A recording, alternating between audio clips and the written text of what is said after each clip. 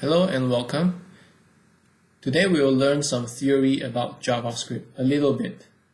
Just to explain that we can navigate from one page to another using JavaScript. So if you look at this page here, google.com, which corresponds to this one, each of this web page corresponds to a specific URL. So another one over here, W3 schools, location.replace, blah, blah, blah.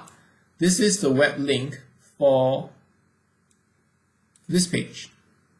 So each of them has a specific address. You can navigate from one address to another using JavaScript, using this piece of script here. So if I were to replace this, say location.replace, I replace it with this, copy this whole bunch to here. I'm going to paste it here.